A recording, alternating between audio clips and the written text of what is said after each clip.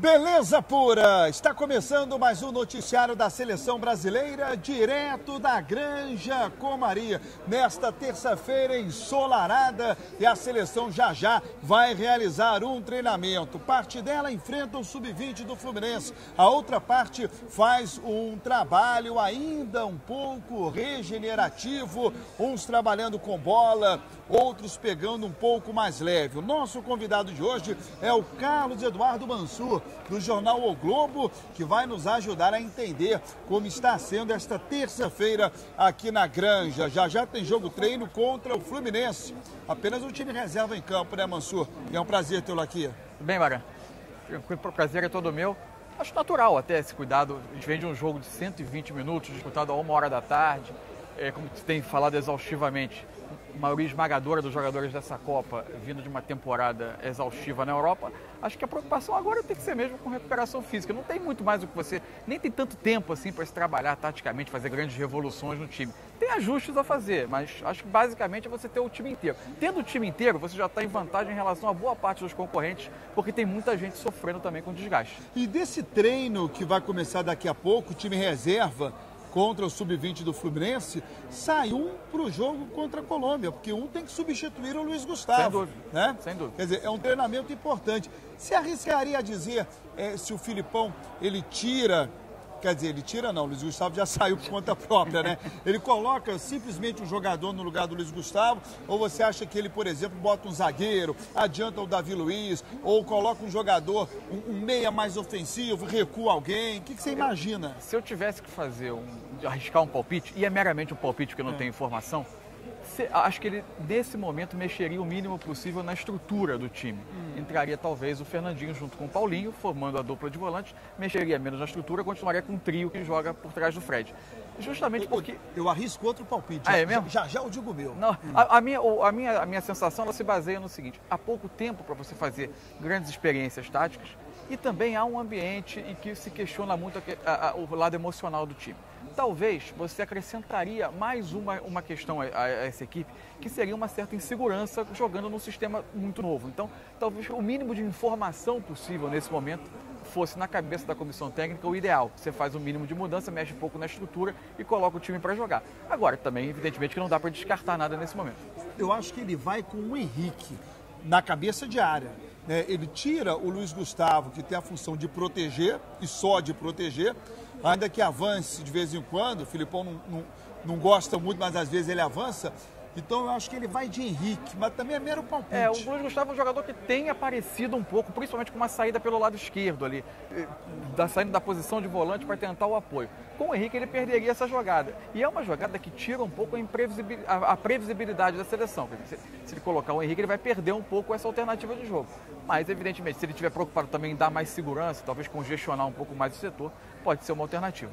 O Mansur falou no aspecto emocional da seleção brasileira, e a psicóloga Regina Brandão foi convocada. Ela, nesse momento, está aqui na Granja Comari, trabalhando com jogadores da seleção brasileira, e ainda há pouco Ramires concedeu uma entrevista coletiva e falou sobre esse fator emocional da seleção.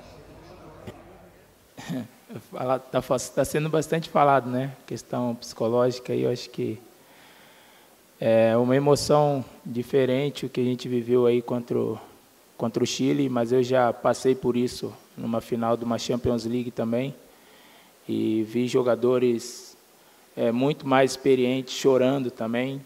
Acho que isso é emoção normal de um jogo, numa partida que vai para um pênalti. A gente trabalhou, teve uma conversa antes da Copa iniciar com a Regina, e eu acho que todo jogador está preparado para o que vier. Eu acho que o que a gente passou aí contra o Chile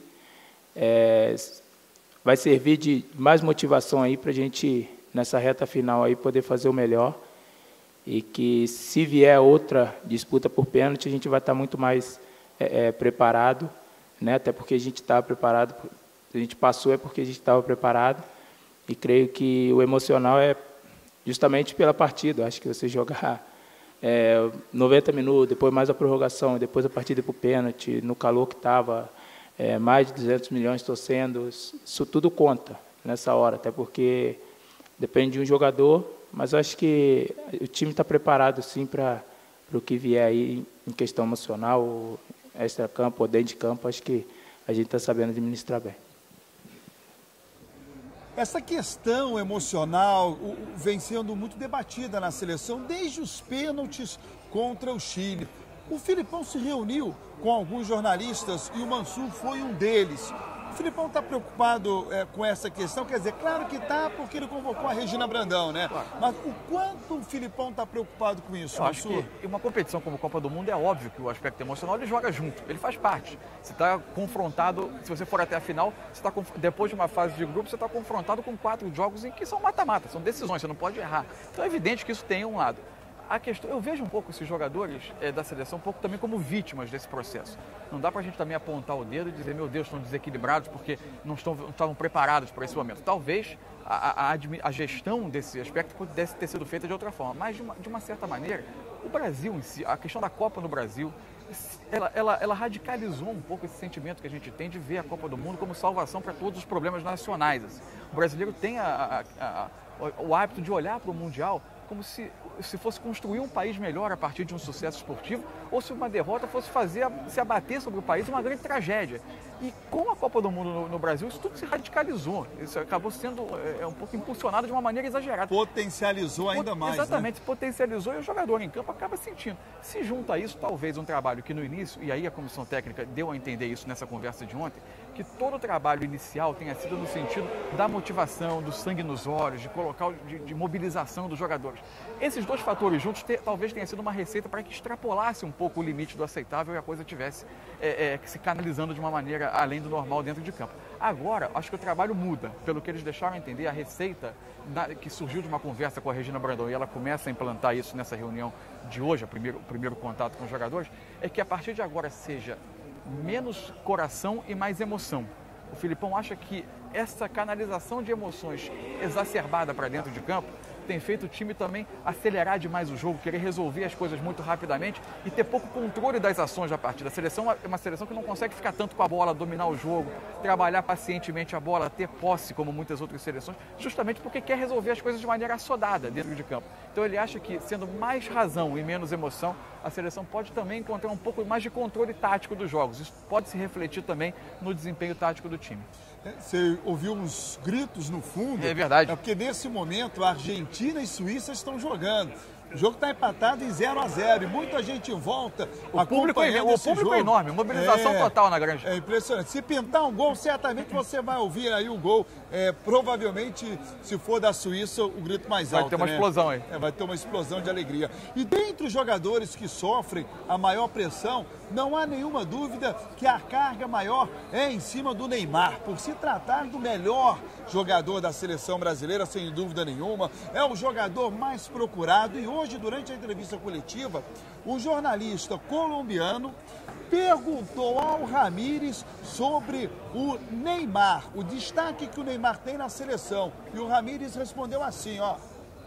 A gente tem grandes batedores de pênalti, né? O Neymar é o nosso craque, é o jogador que na hora que precisa realmente ele chama a responsabilidade. E ele, naquele momento ali, chamou a responsabilidade, teve a tranquilidade, bateu o pênalti com muita personalidade e acabou convertendo, fazendo o gol. E logo depois já deu um abraço no Júlio, passando também a confiança para o Júlio ali. Até porque o Júlio já tinha feito 2 defesas, se o Júlio fizesse aquela, nós passaríamos. Eu acho que é importante essa união, né? Até porque no momento que a gente estava ali, pênalti, a gente sabe que é complicado. Então, o Neymar acabou fazendo o dele e na outra batida o Jara acabou batendo na trave e a gente acabou classificando. Mas eu acho que ele é importante por isso. Na hora que precisa dele, ele sempre está ali para ajudar a seleção.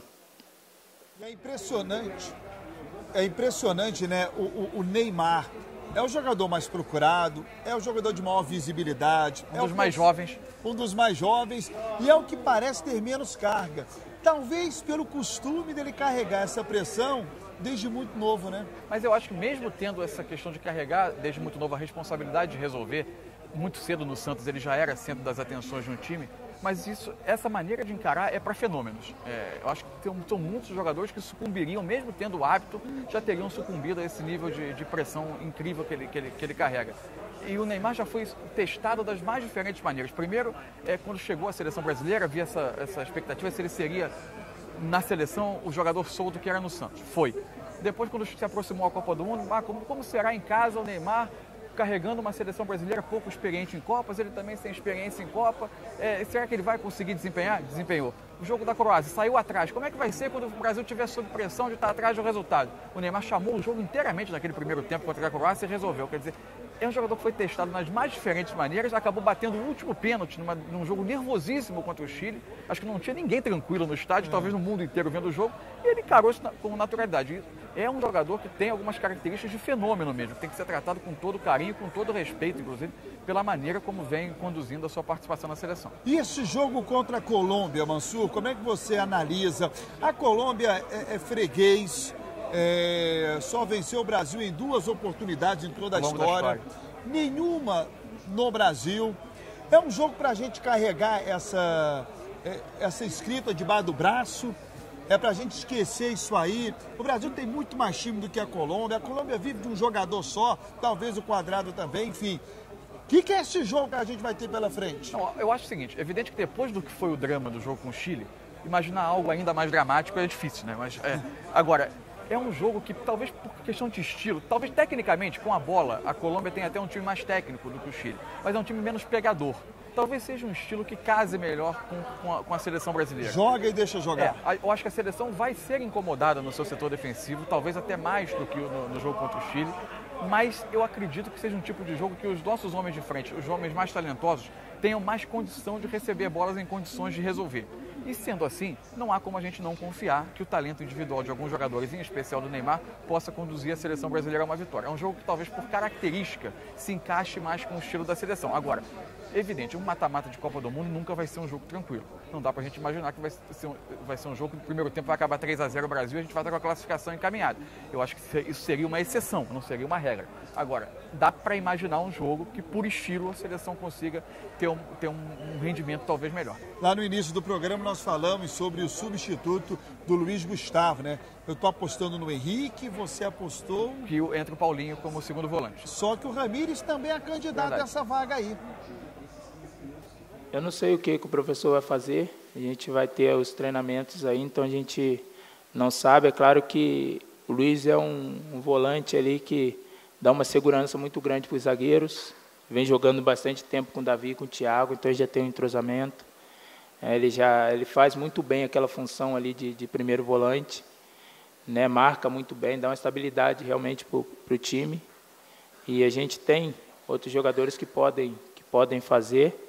Agora a gente está esperando realmente o professor aí para ver o que ele vai fazer para essa partida.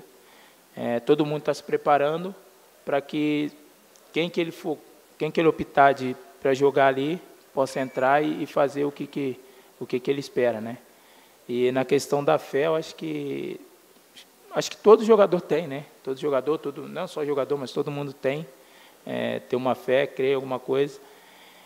Mas eu acho que no futebol você tem que ter fé, tem a sorte também, mas eu acho que a gente tem que fazer acontecer, né? Não ficar esperando só contar com a sorte, ou isso vai me ajudar porque eu confio mais nisso.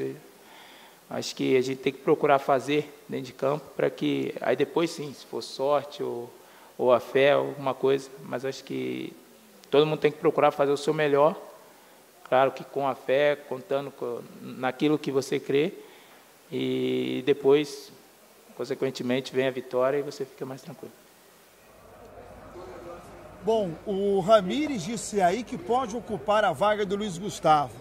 Ontem o Fernandinho disse a mesma coisa. Eu acho que vai de Henrique. Mansur acha que vai de Paulinho. Olha o quanto é difícil para o técnico escolher um. Só aí nós já falamos 4 nomes. Porque é uma posição também que ele tem várias alternativas. Se você pensar... Não falamos do Hernanes. Exatamente isso que eu ia falar. O Ramires é um jogador que ele tem usado muito pelo corredor direito, onde joga ora o Hulk, ora o Oscar. Fechando a lateral do campo e também apoiando pelo lado. Mas é um jogador absolutamente habituado e adaptado a jogar como primeiro ou segundo volante, principalmente segundo volante. O Hernanes também é um jogador que tem a marcação, mas tem a capacidade de distribuir o jogo de trás, coisa que é importante você ter um segundo volante que saiba fazer. E tem o Henrique, que pode ser adaptado na frente, ou até numa outra hipótese, o Davi Luiz, que também é um jogador muito habituado a jogar de primeiro volante no Chelsea. Aliás, na temporada inglesa jogou mais como primeiro volante do que como zagueiro propriamente. Então, a dúvida também surge de você não ter, de você ter no elenco, nessa função específica, uma quantidade de jogadores adaptados a isso, mais do que em qualquer outra função. E ainda tem mais um, né, que joga por ali também, que é o Davi Luiz. Exatamente. Se quiser, o Davi Luiz ainda joga ali. Na Inglaterra, esse ano, ele jogou muito mais como primeiro volante do que como zagueiro. Mansur, foi um prazer tê-lo aqui. Foi todo meu. Bom demais, muito obrigado. A seleção brasileira vai treinar amanhã pela manhã aqui na Granja Comari e à tarde, logo após o almoço, né, seguindo para Fortaleza. Na quinta-feira não haverá trabalho no Castelão, será no PV, no estádio Presidente Vargas. O Brasil já conhece o Castelão, foi lá que o Brasil empatou com o México em 0-0. Amanhã a gente volta com o Direto da Granja falando sobre o dia da seleção brasileira. Até amanhã.